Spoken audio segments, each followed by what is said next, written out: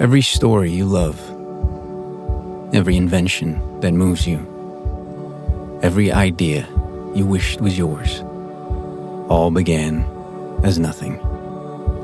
Just a blank page with a blinking cursor, asking a simple question. What do you see? Great ideas start on Mac. Find out more on apple.com/Mac. The detective said missing kids usually come home. What happens when they don't? Based on a true story. Police looking for John Gacy. We discovered bodies. By the looks of it, they're younger men. The things he did to those kids. He's sick.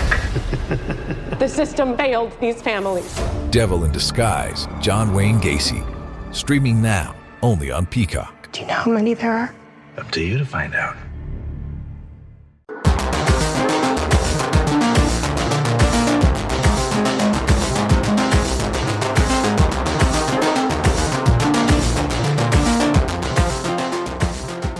What's up, everybody? It's Chris and Wythe, the co-hosts of Why We Roll, here to just let you know we've got a big announcement. We are now live on Kickstarter with Danse Macabre Medieval Horror Role-Playing.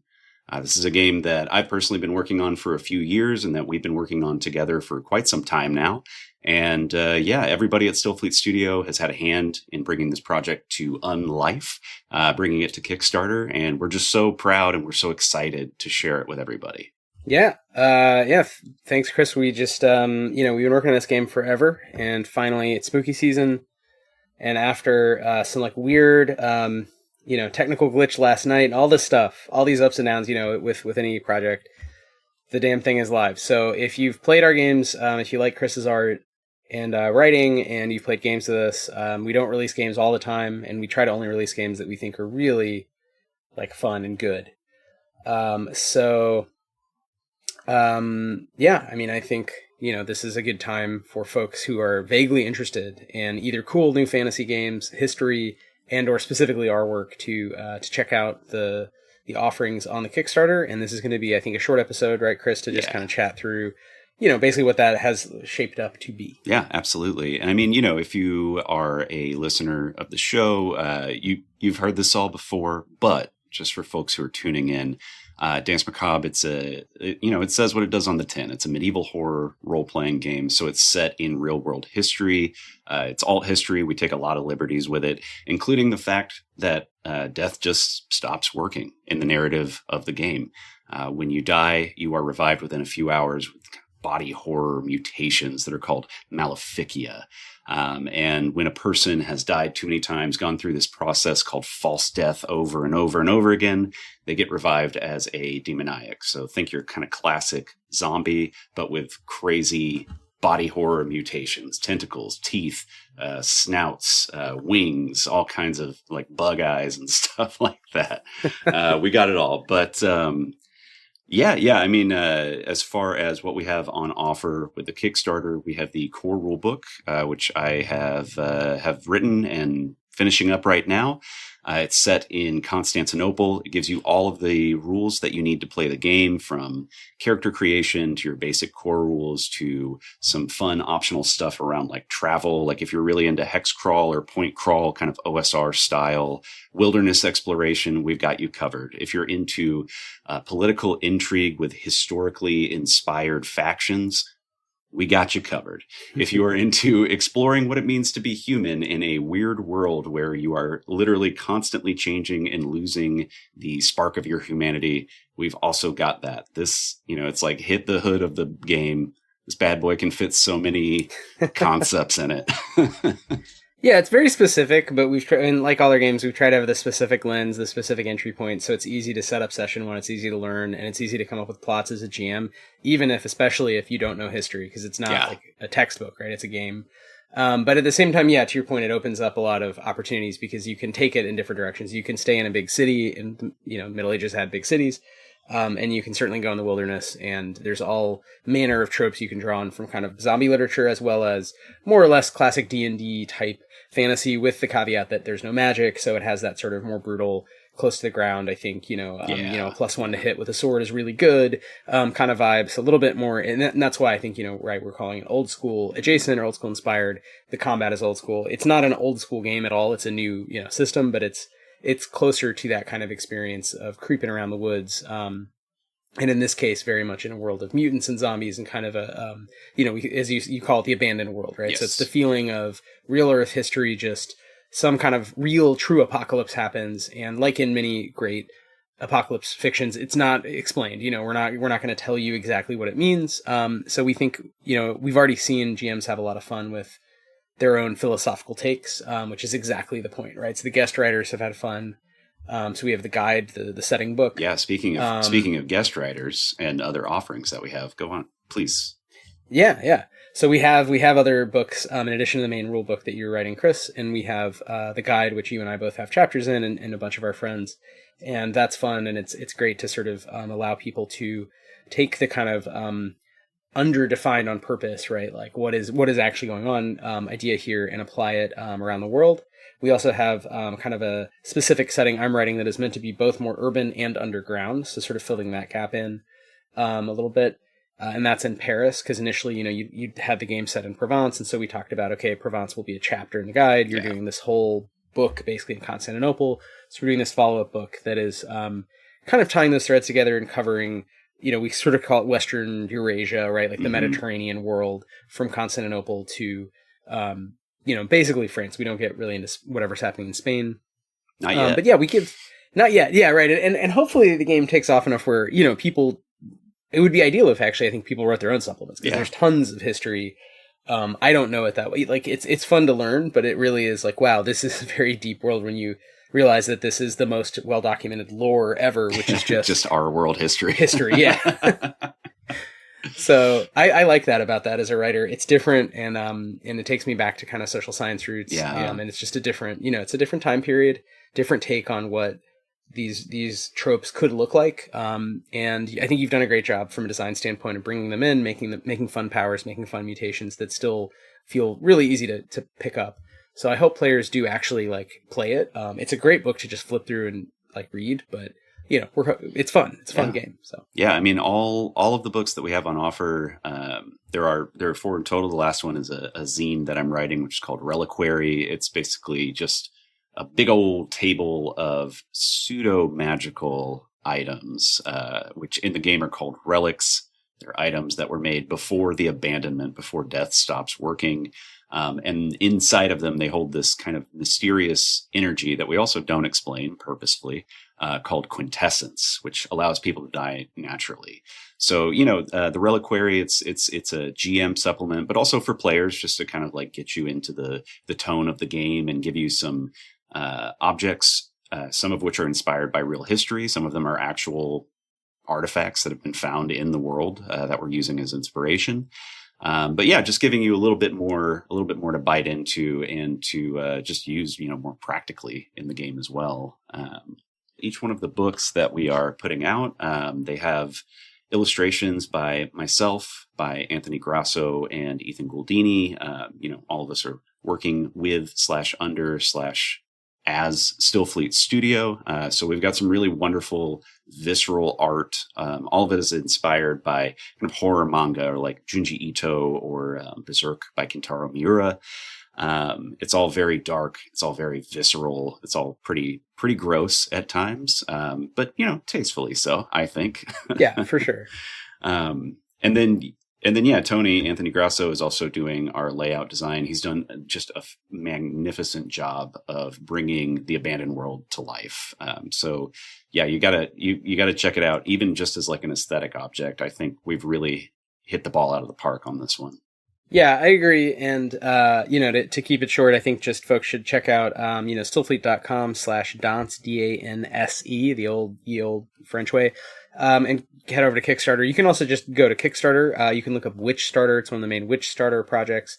And to be honest, you know, for our company, this is our third big game, and economically, it's real weird, right? It's a really weird time to have any business. It's a tough time. I imagine it's tough if you have a bakery. I imagine it's tough if you have, you know, whatever, you're like a social worker who travels to different old folks' homes, like whatever thing you're doing, making tortillas, teaching kids, whatever, it's hard. for us, I mean, we're essentially working artists. We all have other income streams because obviously we're not making a lot with games. And this campaign, given I think probably just the timing, it's really tough. It's something we want to do. We want to do a good job of putting out these books. We've bitten off a lot. We've done most of the work, which we try to do in general. And I think, is a commitment among all of us to quality, but also like not bullshitting people, right? Like we don't want to go into Kickstarter with a half-baked idea. We want to go into something play tested and also more or less written with a lot of the art done so that we can really show people like, look, this is what you're getting. And we try to keep timelines. We've been, on time. I think with Still Fleet and Blister Critters, we within a year fulfilled pretty big launches. So we planned on this to be kind of the same thing, hopefully, bigger, if not because of essentially a silent recession, like similar in size. So we're still hoping on that. That would allow us basically to just keep operating. And, we're a small team of basically 5 artists in New York and soon to be, just as a little announcement, Philadelphia. That's right. And then Tony's in the Swamp in Tallahassee. So, we're keeping it real across the Eastern Seaboard. But, if anyone is interested in these kinds of games, we know times are very weird and scary. And one reason I think the game actually does resonate playing it, jamming it, is because it's a bizarre, dark time when can't trust governments, feels like the world is ending. So we probably that's slip into neo-feudalism. Yeah, but and people want to stop that and fight against that. Yes. So it's a game about, in some ways, modernity coming early. Yes, because of a zombie apocalypse, right? That's the thesis. Is okay, people would figure out new social forms because of a real external hold my beer crazy event that just disrupts the feudal order. I hope that people also play in that spirit in terms of, it is good old fun bashing zombies, right? But it's also a chance to what would I do, right? Like, what should a city look like, or who should be in charge? Who do I trust? Yeah. So that's one reason I think it's not just a good game, it's a timely game, not to diss anybody else, but I think for this spooky season, Danse Macabre really captures the energy, the vibe. So I really hope, again, people give the game a good look and maybe join us for some actual play. Yeah. Maybe learn a little more that way. Yeah. Chris, I don't know if you want to hit them with some. Yeah, I mean, for actual play, we have a lot of offerings. We're doing live streams over Twitch and YouTube, much the same way that you would watch Why We Roll or other Still Fleet Studio streaming games. You can go to twitch.tv/Stillfleet to check those out. And those are going to be on, it's basically every Sunday, right, coming up. So we have one coming up on Sunday the 12th at 7 p.m. And Wythe is going to be GMing that game. I believe, correct me if I'm wrong, but I believe that one is set in Paris in the Unsunken setting that you've been working on. And then after that, on the 19th, I will be GMing a game that is going to be set in one of the settings from Guide to the Abandoned World. I don't want to spoil too much now, but we're going to go beyond Constantinople. We're gonna explore the world outside of the immediate Mediterranean. It's still the Balkans, but don't tell anybody. Let's see. After that, on Sunday, October 26th, actually, that's kind of the crown jewel that we have here, which is that we're going to be doing a live game of Danse Macabre at Stone Circle Theater here in Ridgewood, Queens. We have some really wonderful actors who we're working with on that one. We have Jen De La Vega, Bijan Stephen, and Mike Ragnetta, all of whom are on the Fun City podcast. They've played some Still Fleet, so maybe you're familiar with them. If not, go check out Fun City immediately. It's a great actual play podcast. But yeah, that's going to be a lot of fun. We're going to be doing that in front of a live audience, hopefully recording, getting all of our kind of technical stuff down beforehand. But that's going to be great. It's going to be a 2-hour long live show. We'll be on stage. There will be, effects, maybe robes. We have to talk about our robe budget, of course.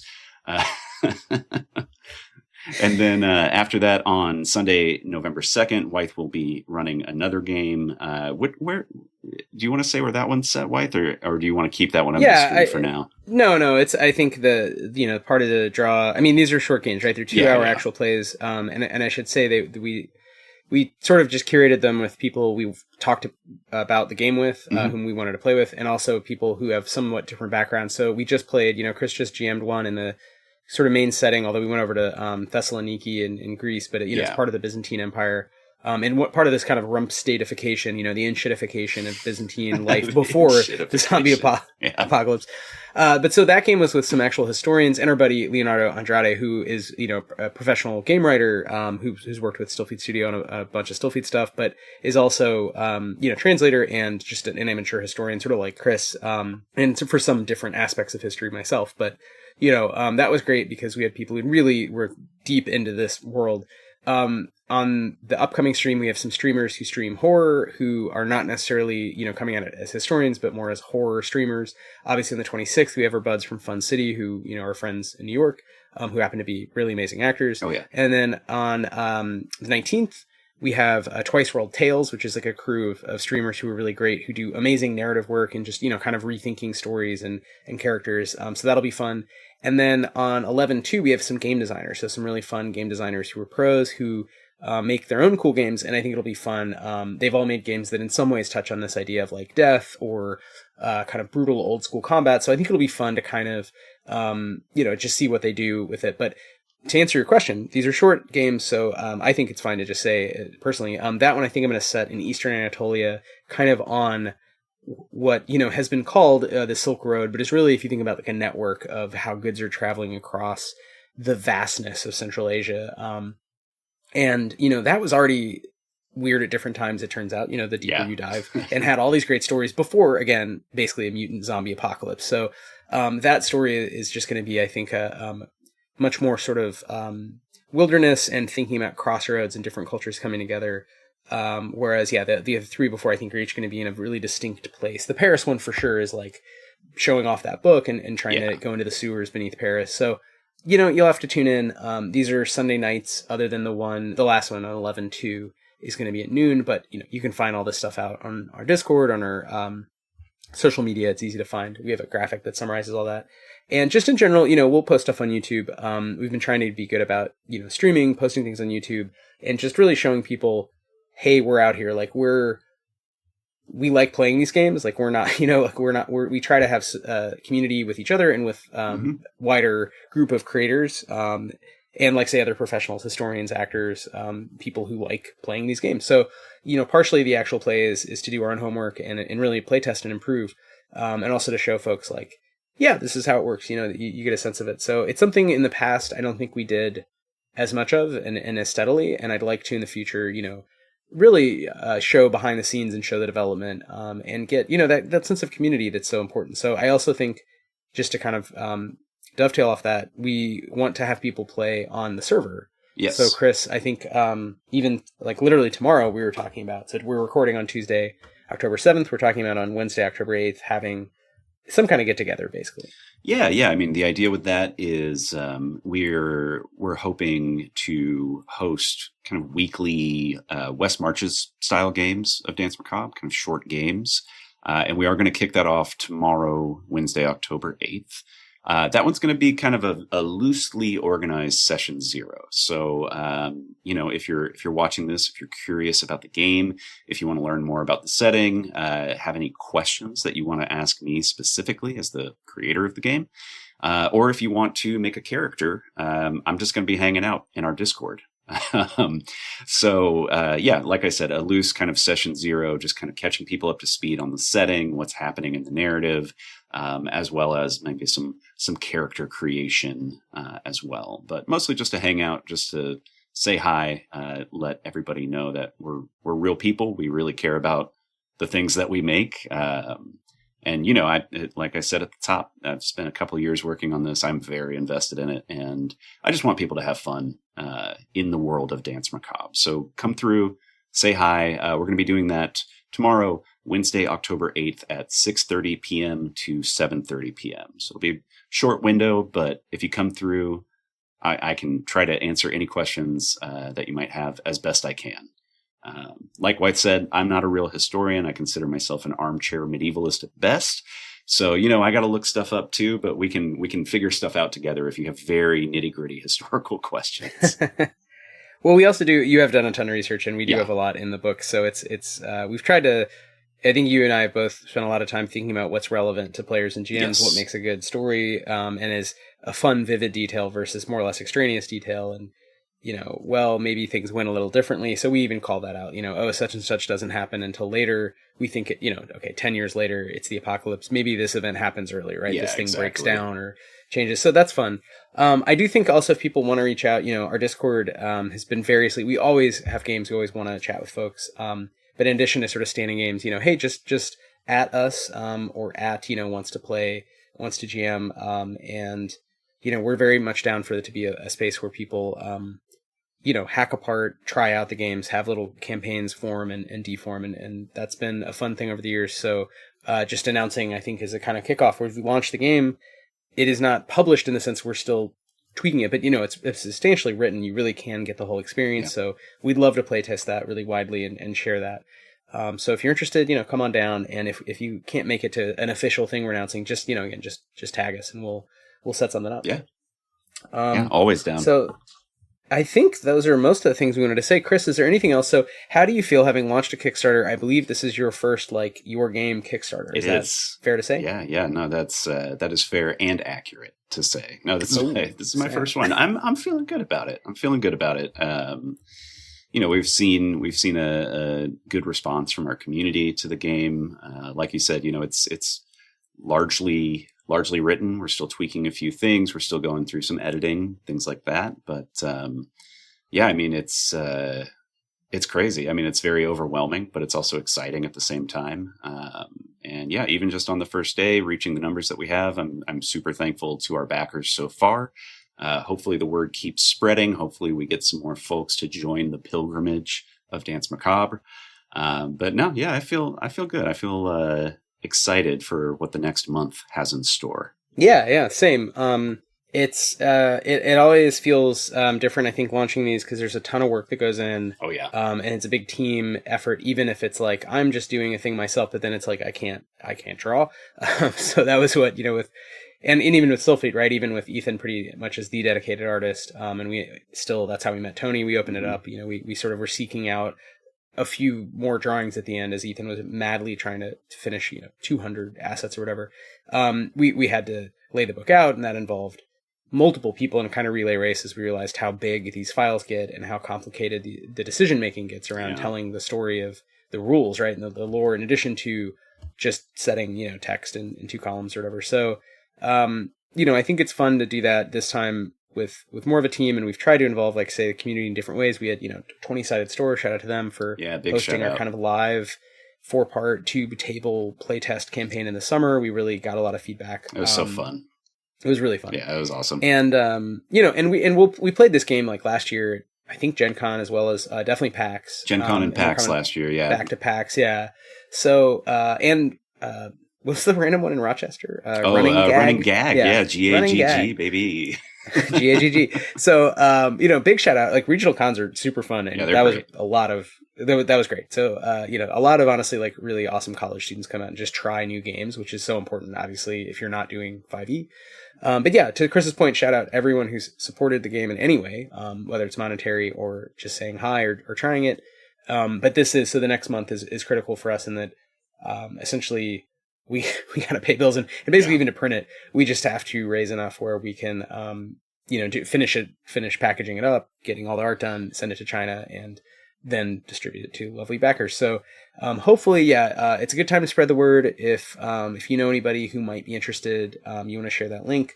And again, if anybody has questions, this is one of the weirder ones in that I think with Stillfleet and Blister Critters is more self-selecting. This game, because I think we even use the term OSR, we definitely got some weird Facebook trolls who had weird questions around how old school is it? And that, what was the one I shared with you? There's an image you had of a female, some femme-coded pilgrim with an axe. Yeah, and it's some this is a girl boss game. Yeah, some dude was cool girl boss game. And, yeah, it turns out we try to, treat everybody, we try to treat everybody equally. It's an apocalypse, man. Things are going to chill. What do you want? Get your nasty right-wing nostalgia out of my face. Yeah. Anyway. Yeah. So it's interesting how every time it's different, right? With the kind of responses and hurdles. But I think, the goal of this third one is to have these 3 games that are very different, but all have some overlap in terms of body horror in the system, and then also have the ability to then make some decisions going forward because we have a couple different things to do, a couple different things to market, run games of, expand on. And that's, I think a shared vision too of these kind of worlds that develop over time and get better, right? Yeah. And continuous sort of improvement. So, if that's something you'd like to support, and if that's something you'd like to, maybe even participate in, please hit us up. Hopefully Danse Macabre, comes to life at the end of October, basically. The PDFs should be available, at least for the main rules. Like, we might be able to send digital files, I'm hoping, by the end of the year. I forgot what I actually said in the campaign. It's probably a little after that, but I think it would make sense to, by the end of the year, say, hey, this is at least a version, right? These are the playable rules with art. We'll have that. So, if that helps assuage anyone, it's not the kind of thing, again, you'll have to wait that long to really sink into, right? Yeah. So, and what's up, Taylor? Yes, definitely girl body horror. Girl boss body horror. is cool. It is not something, right, that we talked about expressly, but yes, Chris has drawn different kinds of different on the spectrum of kind of femme and mask, different bodies. We did not think of it. We never thought that would be a thing to sell on or not sell on. It's not a game. Not even really a consideration. It's just, why wouldn't you treat all bodies, ecumenically? Why wouldn't you give everybody a fair shake? It doesn't make sense to give me. Give them all an axe. Yeah. Yeah. Give everybody an axe. You get an axe. Everyone gets an axe. Yeah. But yeah, all that being said, to Wythe's point, we're a small studio, we're a small team of artists. We're trying to live by the art that we're creating. We're all very passionate about tabletop games. We're all passionate about storytelling. Any support will go a long way, whether it's backing, spreading the word. Hopefully backing, but also spreading the word. If you've got nerd friends, if you've got historian friends, let them know about the game. Even if they're not tabletop people, maybe this will get them into a game with you. Maybe this will bring them to your table. Just maybe. I can't guarantee anything, but. Well said. I think that's a great note to end it on. If you tell them about this game and they like that kind of dark fantasy and especially history and zombie mixing in with the sort of sword and not sorcery, but sword and, weird powers. You do get weird powers. Yeah, you have mutation abilities. So you get pretty strange. Then this is a great game, and maybe see if your table's into it. You can pick up the PDFs, you can pick up the books. There's also a hardback version. And again, all this does depend on reaching a kind of critical mass. So thanks to everyone who supported the game. Thanks to everyone who's chatted with us about it. We really, really appreciate you guys. And we would love to just continue the conversation over on Discord. You know where to find us. The company name is the same everywhere. It's the same. Chris, any final thoughts as the creator? Big first night, big launch of Danse Macabre, medieval horror role playing. I'm ready to see it come to life, come to unlife. That's what I keep saying. Again, just thank you so much to everybody who has contributed, everybody who has play tested. Thank you, Wythe. Thank you, Gay. Thank you, Tony. Thank you, Ethan, our whole team at Stillfleet Studio that is helping bring this really crazy, silly dream to life. I really just appreciate everybody. And one thing that we haven't said that we should say, if you want to check out the Kickstarter for the game, go to stillfleet.com/dance, DANSE. The S is very important. So again, stillfleet.com/dance, DANSE. And thank you so much. All right, with that, if there's no questions in the chat, we're going to close it out. This has been a Shorty Boo bonus episode of Why We Roll, the tabletop game design podcast at Stillfleet Studio. Thank you, Chris Pickett, and thank you to fans of horror everywhere.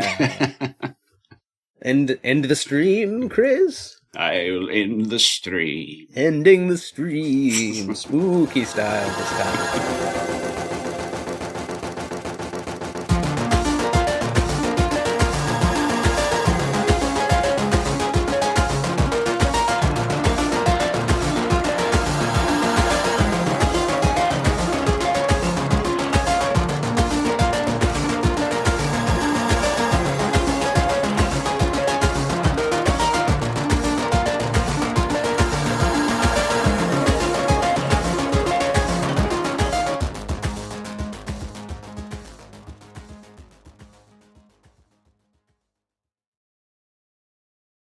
Hi there, I'm Hugh from Poderation.